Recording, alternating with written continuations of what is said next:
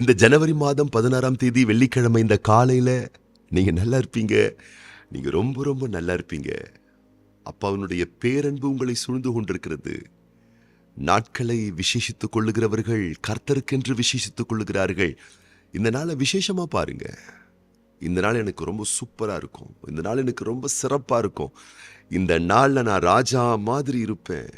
அப்பா என்ன ராஜா மாதிரி வச்சுப்பாரு. சொல்லுங்கள், தப்பே கிடையாது.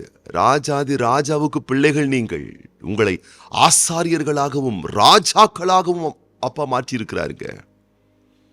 அப்பாவுடைய கரம், கிருபை, தயவு உங்களை அழகா அற்புதமா நடத்துங்க. வர வர பெட்ராவீங்க. வர வர பிரகாசிக்க ஆரம்பிப்பீங்க. அப்போ ஆண்டவர் தரக்கூடிய ஆசீர்வாதங்கள் உங்க வாழ்க்கையில இன்றைக்கு ஒரு விதையாக விதைக்கப்படுகிறது. அது உடனே முளைக்காமல் இருக்கலாம். உடனே ஒரு அறுவடை நீங்க பார்க்காம இருக்கலாம். உடனே ஒரு பெரிய பெஸ்ட் ரிசல்ட்டை நீங்க பார்க்காம இருக்கலாம். ஆனால் ஒரு நாள் அப்பா உங்க லைஃப்ல விதைச்ச அந்த விதை ஒரு நாள் விருட்சமாக மாறும்.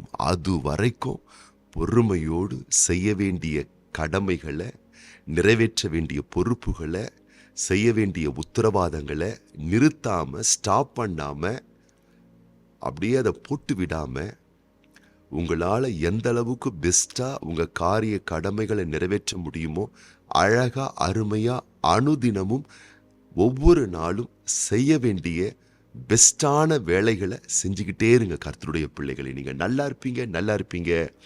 ரொம்ப ரொம்ப நல்லா இருப்பீங்க. நீங்க ரொம்ப நல்லா திட்டம் பண்றீங்க. நிறைய பிளான் உங்ககிட்ட இருக்கு. ரொம்ப அழகா, வெரி ஸ்மார்ட்டா, ரொம்ப ரொம்ப ஸ்மார்ட்டா பிளான் எல்லாம் பண்றீங்க. திருமண விஷயத்துக்காக நிறைய பிளான் பண்றீங்க. படிக்கிற விஷயத்துக்காக இன்னும் என்னென்ன குரூப் எடுத்து படிக்கலாம், இன்னும் நம்முடைய வேலையில ஒரு நல்ல பெஸ்ட் ஆஃபர்ஸ் கிடைக்க, நல்ல பெஸ்டான கம்பெனியில் நமக்கு வேலை கிடைக்க, நல்ல பெஸ்டான ஒரு ப்ரொமோஷன் கிடைக்க, நல்ல ஒரு சேலரி கிடைக்க, நல்ல ஒரு உயர்வு கிடைக்க, என்னென்ன சப்ஜெக்ட் எல்லாம் எடுத்து படிக்கலாம்னு சொல்லிட்டு நிறைய சர்ச் பண்றீங்க. நிறைய விஷயத்த நீங்க பிளான் பண்றீங்க. நிறைய எஃபர்ட் எடுக்கிறீங்க. நல்ல உழைப்பை போடுறீங்க. ஊழியம் செய்யக்கூடிய பிள்ளைகள்லாம் கூட பாருங்க, நல்ல அப்பாவுக்காக ரொம்ப தியாகமா நீங்க உங்க ஊழிய பயணத்துல ஆண்டவருக்காக வைராக்கியமா ஊழியம் செய்ய நீங்க துவக்கி இருக்கீங்க. இதெல்லாம் பாராட்டுக்கள். அதே போல வியாபாரம் செய்யக்கூடிய பிள்ளைகள், தொழில் செய்யக்கூடிய பிள்ளைகள், என்னென்ன காரியத்தை செய்யணுமோ அழகா திட்டம் பண்றீங்க. அற்புதமா பிளான் போடுறீங்க. அழகா உங்க உழைப்பை போட்டு சிறப்பா பண்ணிக்கிட்டே இருக்கீங்க. சந்தோஷமான விஷயம். எங்க தெரியுமா மிஸ்டேக் நடக்குது? கர்த்தருடைய பிள்ளைகளே, அருமையான குழந்தைகளே, நான் எடுக்கிற முயற்சிக்கு, நான் போடுற உழைப்புக்கு, நான் செய்யக்கூடிய நற்செய்கைகளுக்கு நாட்கள் காலங்கள் ஆகிக்கிட்டே இருக்க தவிர பெஸ்டான நான் எதிர்பார்க்கக்கூடிய நல்ல ஒரு ரிசல்ட் எனக்கு ரிட்டர்ன்ஸ் வர மாட்டேங்குதே அப்படின்னு சொன்ன உடனே என்ன தெரியுமா பண்ணிடுறோம்? பாதியிலேயே எல்லாத்தையும் ஸ்டாப் பண்ணிடுறோம். உழைப்பை நிறுத்திடுறோம், பிளானை நிறுத்திடுறோம், திட்டத்தை நிறுத்திடுறோம், தீர்மானத்தை நிறுத்திடுறோம், கடமைகளை நிறுத்திடுறோம். எல்லாத்தையும் ஸ்டாப் பண்ணிட்டு, பா எதுவும் சாத்தியமாக மாட்டேங்குதுப்பா, அப்புறம் பார்த்துக்கலாம்ப்பா, ஒரே டென்ஷனாக இருக்குதுப்பான்ட்டு சொல்லிட்டு எல்லாத்தையும் மூட்டை கட்டி வச்சுட்டு ஓரமாக உட்காந்துக்கிட்டு வேற வேலையை பார்க்க நம்ம போயிடுறோம். இல்லை அன்பானவர்களே, இல்லை அன்பானவர்களே, நன்றாய் உள்வாங்குங்கள், நன்றாய் புரிந்து கொள்ளுங்கள், நன்றாய் புரிந்து கொள்ளுங்கள்.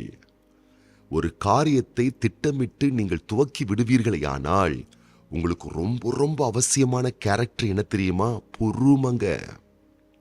பொறுமை ரொம்ப ரொம்ப உங்களுக்கு அவசியம். கர்த்தருடைய பிள்ளைகளே, வேலை செஞ்சுக்கிட்டே இருக்கீங்களா? படிச்சுக்கிட்டே இருக்கீங்களா? திட்டம் போட்டுக்கிட்டே இருக்கீங்களா? பிளான் பண்ணிக்கிட்டே இருக்கீங்களா? அந்த ஃபயர் உங்களுக்குள்ள இருந்துகிட்டு இருக்கா? அந்த உயிர்ப்போடு அனுதினமும் காரியத்தை நீங்க செய்யும் போதே பொறுமை உங்களுக்கு வேணும். நிச்சயமா ரிசல்ட் வரும். நிச்சயமா ஆன்சர் வரும். நிச்சயமா பெனிஃபிட் உண்டாகும். நிச்சயமாகவே பலனை நான் பார்ப்பேன்னு சொல்லிட்டு பொறுமையா நிதானமா செய்கிற வேலையை பெஸ்டா செஞ்சுக்கிட்டே இருங்க. 5ஆம் அதிகாரம் 11ஆம் வசனம் சொல்லுகிறது, இதோ பொறுமையா இருக்கிறவர்களை பாக்கியவான்கள் என்கின்றோமே. யோபின் பொறுமையை குறித்து கேள்விப்பட்டிருக்கிறீர்கள். கர்த்தருடைய செயலின் முடிவையும் கண்டிருக்கிறீர்கள். கர்த்தர் மிகுந்த உருக்கமும் இரக்கமும் உள்ளவராய் இருக்கிறாரே. ஆம் அன்பானவர்களே, பொறுமையோடு காரியத்தை செய்யுங்க. நிதானத்தோட காரியத்தை செய்யுங்க. நிச்சயமா ஒரு நாள் இல்லாவிட்டாலும் ஒரு நாள் பலன் வரும் என்ற நம்பிக்கையோட செய்யுங்க. என்ன தெரியுமா நடக்கும்? ஒரு நாள் நீங்க பார்ப்பீங்க, வியக்கக்கூடிய அளவுக்கு, பிரமிக்கக்கூடிய அளவுக்கு வெகு தீவிரமான ஒரு மிராக்கிள்ஸ், வண்டர்ஸ், அற்புதங்கள், அதிசயங்கள், ஆச்சரியங்கள், பெஸ்டான ரிட்டர்ன்ஸை, பெஸ்டான ப்ராஃபிட்டை நீங்க பார்ப்பீங்க. உங்களுடைய முயற்சியின் பலனை பார்ப்பீங்க.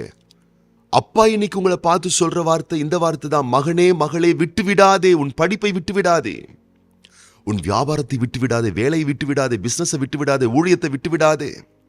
எதிர்பார்க்கக்கூடிய ரிட்டர்ன்ஸ் வரல, எதிர்பார்க்கக்கூடிய ப்ராஃபிட் வரல, லாபம் வரல, பெனிஃபிட்ஸ் வரலையா, சலிச்சிராதீங்க, பயந்துராதீங்க. பலன் கொடுக்கக்கூடிய அப்பா இருக்காருன்றத மறந்துடாதீங்க. பொறுமையோடு, நிதானத்தோடு, பெனிஃபிட்ஸ் வரும், ப்ராஃபிட்ஸ் வரும், எனக்கு நல்ல ஒரு லாபம் வரும், பெஸ்டான ரிசல்ட் வரும் என்ற ஒரு நிச்சயத்தோடு, உழைப்பை நிறுத்தாம, சலிக்காம, உயிர்ப்போடு, ஒரு ஃபயரோடு, ஒரு எனர்ஜியோடு, நிதானத்தோடு, அதே நேரத்தில் பொறுமையோடு, எத்தனை ஆண்டுகள், எத்தனை மாதங்கள், எத்தனை வாரங்கள், எத்தனை நாட்களானாலும் செய்ய வேண்டிய கடமையை பெஸ்டா செய்யுங்க. ஒரு நாள் பார்ப்பீங்க, ஆச்சரியமான விதத்தில், உடனடியாக, குயிக்கா, நீங்கள் எதிர்பார்த்ததை விட பெரிய பலன் உங்களுக்கு உண்டாகும். இதை புரியாமல் அநேகர் யூ டர்ன் போட்டு திரும்பி போயிடுறாங்க. நீங்க ஒரு காரியத்தை ஆரம்பிக்கிறீங்க, ஆனா ரிசல்ட் வரலன்னு சொன்ன உடனே யூ டர்ன் போட்டு நீங்க திரும்பி போயிட்டீங்கன்னா, அந்த நன்மைகளுக்காக நீங்க உழைச்சிருக்கீங்களே, அது உங்களை தேடி அந்த தக்க சமயத்தில் வருமே, அப்ப அதை நீங்க பெற்றுக்கொள்ளாம நீங்க அதை மிஸ் பண்ணிருவீங்களே. கர்த்தருடைய பிள்ளைகளே, கொஞ்சம் பொறுமையை வளர்த்துக்கங்க. இன்னைக்கு நான் உங்களுக்காக அந்த விஷயத்துக்காக தான் ஜெபம் பண்ண போறேன்.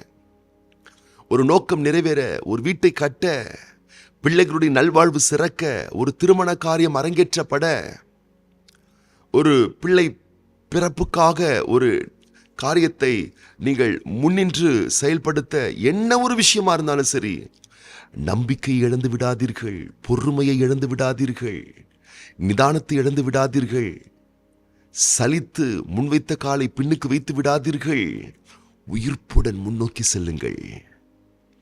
இப்போ உங்க வீட்டில் அடுப்பை பற்ற வச்சு, அந்த பற்ற வச்ச அடுப்புக்கு மேலே ஒரு தோசைக்கல்லை நீங்கள் வைங்க. தோசைக்கல் சூடாயிரும். சூடானதுக்கு அப்புறமா உங்கள் ஃப்ரிட்ஜில் இருக்கக்கூடிய ஐஸ் கட்டி இருக்குல்ல, ஃப்ரிட்ஜில் ஐஸ் கியூப், அது பார்த்தீங்கன்னு சொன்னால் ஏறக்குறைய -10 டிகிரியில் அந்த குளிரூட்டப்பட்டு குளிர்ச்சியாக இருக்கும் அந்த ஐஸ் கட்டி. அந்த ஐஸ் கட்டியை கொண்டு வந்து அப்படியே அந்த தவா மேலே, கொதிக்கிற அந்த சூடாக இருக்கக்கூடிய தோசைக்கல் தவா மேலே வச்சு பாருங்க, என்ன நடக்கும்? நீங்கள் உடனே சொல்வீங்க கரைஞ்சிரும்னு. அதுதான் கிடையாது, உடனே கரையாது. ஏன் தெரியுமா? அந்த ஐஸ் கட்டிக்குள்ள -10 டிகிரி கொண்டதான ஒரு குளிரூட்டப்பட்ட ஒரு வீரியத்தன்மை இருக்கு. இப்போ என்ன தெரியுமா ஆகும்? நீங்கள் உஷ்ணத்தில் வச்ச உடனே -10 டிகிரி இப்போ -9 ஆகும். அப்புறம் -8, 7, 6, 5, 4, 3, 2, 1 இப்படியே மைனஸ் டிகிரி குறைஞ்சு குறைஞ்சு குறைஞ்சு குறைஞ்சு குறைஞ்சி 0 டிகிரிக்கு வந்துடும். -1 வரைக்கும் ஐஸ் கட்டி அப்படியே தான் அந்த உஷ்ணத்தின் மேலே இருக்கும், அது கரையாது. -10 டிகிரியில் இருக்கக்கூடிய ஐஸ் கட்டி -1 டிகிரி வரைக்கும், அது வரைக்கும் அந்த ஐஸ் கட்டி அப்படியே உயிர்ப்புடன் அப்படியே இருக்குங்க. இப்போ 0 டிகிரி வந்த உடனே ஸ்பாட்ல குயிக்கா உடனே அசுர வேகத்துல கரைஞ்சுருங்க. அவ்வளவு குயிக்கா அந்த ஐஸ் கட்டி அப்படியே கரைங்க. ஆச்சரியப்படுவீங்க நீங்க. அப்ப என்ன நடக்கணும்? -10 டிகிரியில் இருக்கக்கூடிய ஐஸ் கட்டி -1 டிகிரி வர வரைக்கும் அது கொஞ்சம் பொறுமையாத்தான் இருக்கணும். ஒரு ப்ராசஸ் நடந்துகிட்டு இருக்கு. நீங்க போடுற உழைப்புக்கும் பிரயாசத்துக்கும் பெஸ்ட் ரிசல்ட் வரணும்னா ஒரு ப்ராசஸ் நடந்துகிட்டு இருக்கு. நீங்க கொஞ்சம் பொறுமையா தான் இருக்கணும். பொறுமையா இருந்து கடமைகளை நிறைவேற்றிக் கொள்ளுங்கள். ஒரு நாள் வரும், சடுதியில் வியக்கக்கூடிய விதத்தில், பிரமிக்கக்கூடிய விதத்தில், நான் நினைச்சு கூட பார்க்கணும்னு சொல்லக்கூடிய அளவுக்கு பெரிய ப்ராஃபிட்டை நீங்க பார்ப்பீங்க, பெரிய பெஸ்ட் ரிசல்ட்டை நீங்க பார்ப்பீங்க. சிலர் அந்த -10 இருக்கக்கூடிய அந்த குளிரூட்டப்பட்ட அந்த நிலை -1 வர்ற வரைக்கும் அவங்க பொறுத்து இல்லாமல், சில பேர்லாம் நீங்கள் பார்த்தீங்கன்னு சொன்னால் -7 வரும்போதே பின்னிட்டு போயிடுறாங்க, ஐயோ இது கரையாதுப்பான்னு. சில பேர்லாம் -3 வர வரைக்கும் ஐயோ இது கரையாது போலவா போயிடும். சில பேர்லாம் ரொம்ப ரொம்ப படாத பாடுபட்டு காரியத்தை செஞ்சு -1 வந்துடும். அது கிட்ட அந்த பிளெஸிங்ஸை கிட்ட எடுக்கிற வரைக்கும் வந்துட்டு முன் வச்ச காலை பின்னுக்கு வச்சு போயிடுவாங்க. உறுதியாக இருங்க, பொறுமையாக இருங்க.